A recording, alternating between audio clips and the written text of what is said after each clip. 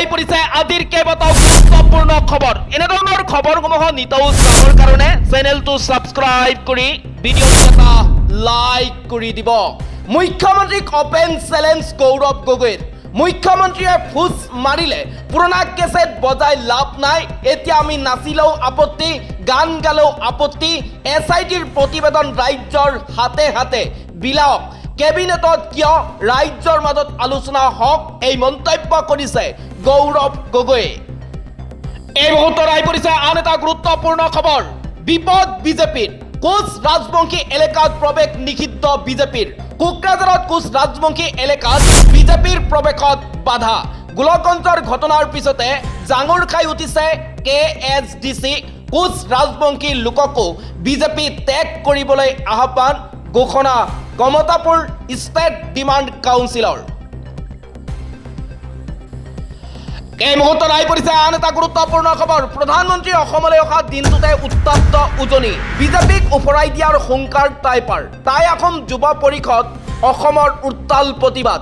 ৬ জনগোষ্ঠীৰ জনজাতিকৰণৰ প্ৰসংগত সৰব সংগঠনটোৰ কৰ্মীসকলৰ।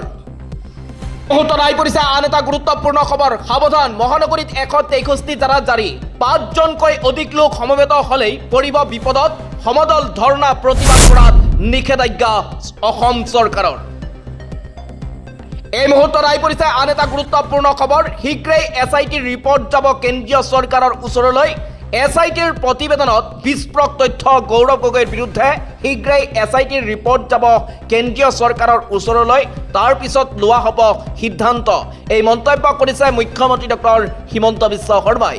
এই মুহূৰ্তত আহি পৰিছে আন এটা গুৰুত্বপূৰ্ণ খবৰ। মোৰ দিনত NRC হ'লে বাপ বাপ দেখাই দিলেহেঁতেন। আমি নাটক কৰিব বিচৰা নাই। SITৰ তথ্যৰ আধাৰত আমি ব্যৱস্থা ল'ম।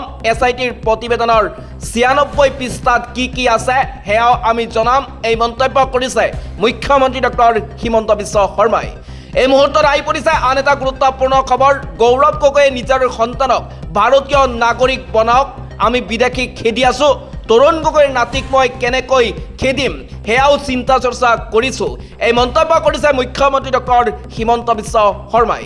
এই মুহূৰ্তত আহি পৰিছে আন এটা গুৰুত্বপূৰ্ণ খবৰ। ১৫ ছেপ্টেম্বৰৰ পৰা অনিৰ্দিষ্টকালীন অৰ্থনৈতিক অৱৰোধ ঘোষণা মৰাণৰ।